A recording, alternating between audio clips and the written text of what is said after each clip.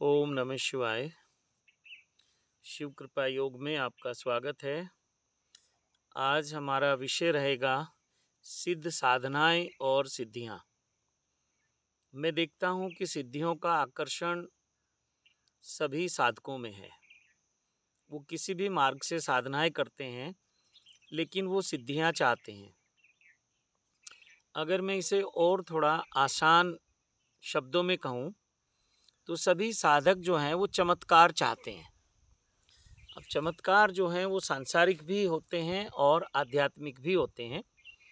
तो चमत्कार की इच्छा लगभग सबकी होती है। उसी को अध्यात्म जगत में कहते हैं कि सिद्धियां प्राप्त कर लेना और सिद्धियों के माध्यम से अपने जीवन में उस चमत्कार को घटित होते हुए देखना जो हम सांसारिक उन्नति के लिए और आध्यात्मिक उन्नति के लिए चाहते हैं। तो यहाँ तक तो ठीक है बात कि लोग चाहते हैं कि सिद्धियां मिल जाएं और वो चाहते हैं कि कुछ चमत्कार जीवन में हो जाए। यहाँ तक तो ठीक है, लेकिन साधना कोई करना नहीं चाहता। और फिर साधना अगर कोई करना भी चाहता है तो बहुत प्रकार की साधनाएं हैं। वो सिद्ध साधनाएं हैं या नहीं हैं इसके बारे में कुछ कहा नहीं जा सकता।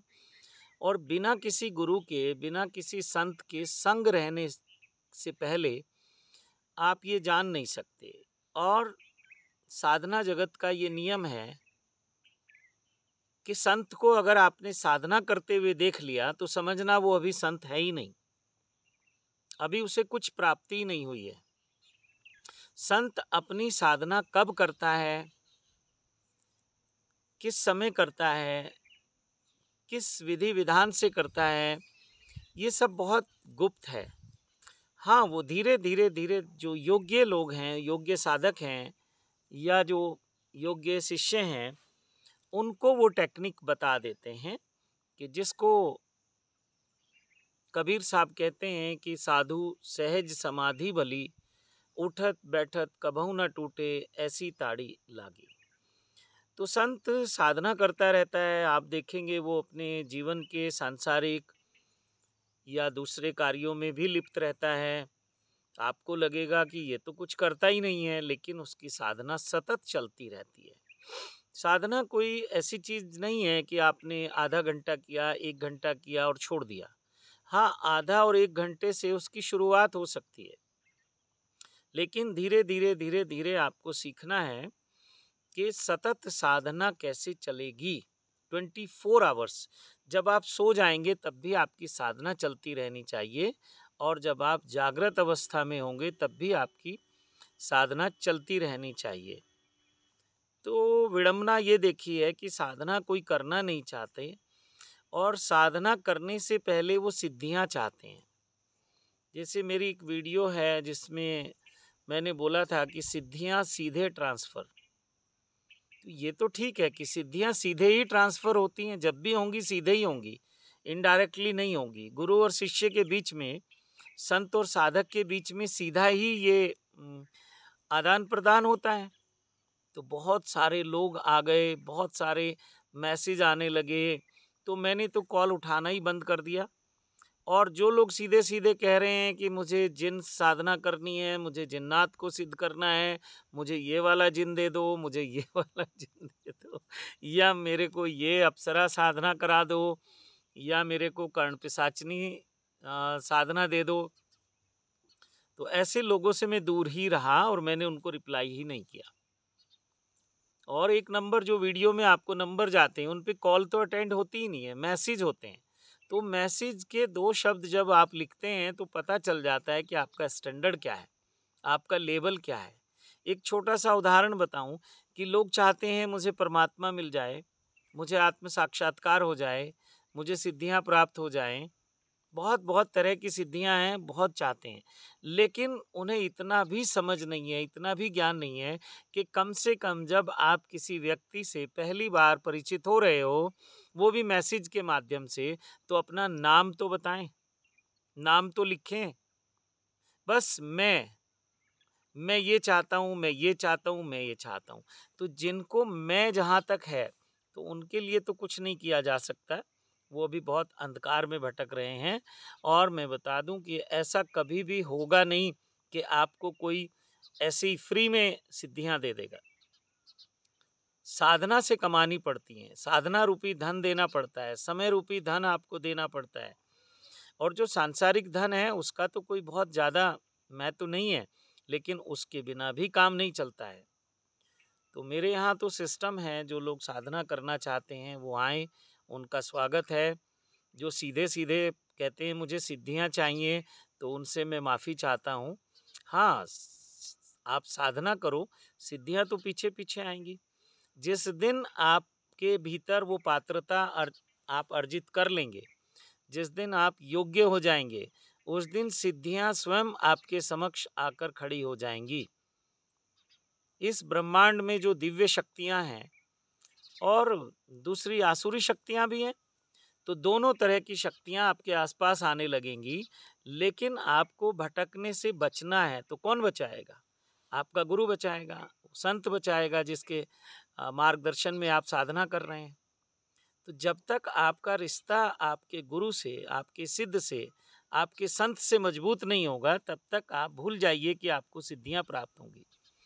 अगर आपका रिश्ता मजबूत नहीं है, अगर आपकी श्रद्धा, आपका प्रेम, आपका विश्वास प्रगाढ़ नहीं है, तो भी कोई लाभ नहीं होगा। और सिद्धियां तो इतनी आसान बात है, इसको कह सकते हैं बच्चों का खेल। आप साधना करो बस। देखते हैं बच्चे स्कूल जाते हैं, कितना मुश्किल होता है उनको शुरुआत में। ऐसा लगता है कि कितना मुश्किल है ये, 4 एप्पल, बी 4 बॉल, सी 4 कैट। लेकिन धीरे धीरे धीरे धीरे जब वो अभ्यास करते रहते हैं, स्कूल का उनका आवागमन चलता रहता है, उन्हीं किताबों में वो रचते पचते रहते हैं, तो एक दिन वो उनको पढ़ने भी लगते हैं, लिखने भी लगते हैं, समझने भी लगते हैं और बड़ी बड़ी डिग्रियां भी हासिल कर लेते हैं। तो आध्यात्मिक जगत में भी ऐसा ही है। और सांसारिक जगत में आप, अभी आपकी तो उम्र नहीं होगी स्कूल जाने की, या बहुत सारे बच्चों के भी फ़ोन आ जाते हैं। उम्र क्या है? 15 साल। उम्र क्या है? 16 साल। क्या बात है? सिद्धियां चाहिए। कौन सी सिद्धि? जिन्न चाहिए। किस लिए? वो हमें पेपर बता दे कि पेपर में क्या क्या आने वाला है। तो ये सब किस तरह की मूढ़ता है, किस तरह की मूर्खता है। तो ऐसे लोगों से तो बस भगवान बचाए। तो मैं आपसे कहना चाहता हूँ कि जब सांसारिक जगत के जो स्कूल हैं, जो आपको भौतिक जगत की शिक्षा देते हैं, वो भी फ्री में आपके बच्चों को नहीं पढ़ाते, तो आध्यात्मिक जगत में आप खुद बड़े होते हुए, समझदार होते हुए भी चाहते हैं कि फ्री में शिक्षा मिल जाए। नहीं मिलेगी। दक्षिणा का नियम आज से नहीं है, प्राचीन समय से है। दक्षिणा जो है, साधना के साथ आपको दक्षिणा देनी होती है। गुरु मंत्र लेना होता है तो दक्षिणा देनी होती है। कुछ सीखना होता है तो दक्षिणा देनी होती है। ऐसे भी अगर संत को, सिद्ध को आपने मत्था टेकना है, कुछ भी नहीं करना, तो भी आपको दक्षिणा तो देनी ही होती है। बिना दक्षिणा के तो आप मत्था भी नहीं टेक सकते, झुकना भी मना है। और अगर आप अपनी दक्षिणा के साथ, श्रद्धा के साथ झुक जाते हैं, तो संत की कृपा वैसे ही बरस जाती है। जो सालों साल की साधना से नहीं होता, वो संत की सेवा से हो जाता है, समर्पण से हो जाता है। तो वीडियो को मैं बहुत ज़्यादा लंबा नहीं करूँगा और यही कहना चाहता हूँ कि सिद्ध साधनाओं के साथ साथ सिद्धियाँ स्वयं चली आती हैं। सिद्धियाँ तो आप समझ लो बच्चों का खेल हैं। आपको ऐसा लगेगा कि खेल खेल में सब मिल जाता है। जैसे आप एक खेल खेलते हैं तो क्या है उसका परिणाम? वो जो हार जीत है वो परिणाम नहीं है। वो जो खेलते हुए आप निर्विचार को उपलब्ध हो जाते हैं, वो भी एक ध्यान की अवस्था है। और उसमें जो आनंद घटता है, जो प्रसन्नता आपके भीतर आती है, जो प्रफुल्लता आपके भीतर आती है, वो उसका प्रसाद है।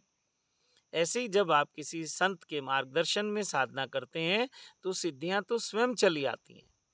सिद्धियों को आप ऐसे कंट्रोल नहीं कर सकते हैं। हाँ, संत है, उसने साधना की है, वो उसके आसपास रहती हैं, अंग संग रहती हैं, उसके लिए हमेशा तत्पर रहती हैं। किसी भी प्रकार की सेवा के लिए, लेकिन जो सच मायने में संत हैं वो उनका प्रदर्शन नहीं करते और उनका कोई अपने निजी कार्यों के लिए उपयोग भी नहीं करते। हाँ, उनसे इतनी ही प्रार्थना करते हैं कि सर्वे भवन्तु सुखिनः, सर्वे सन्तु निरामया, सर्वे भद्राणि पश्यन्तु, माँ कश्चित दुख भाग भवेत्। संत की यही प्रार्थना होती है कि जो भी शक्तियाँ हैं, जो भी सिद्धियाँ हैं, ईश्वर है, उन सब से प्रार्थना है कि सबका मंगल हो, सबका कल्याण हो।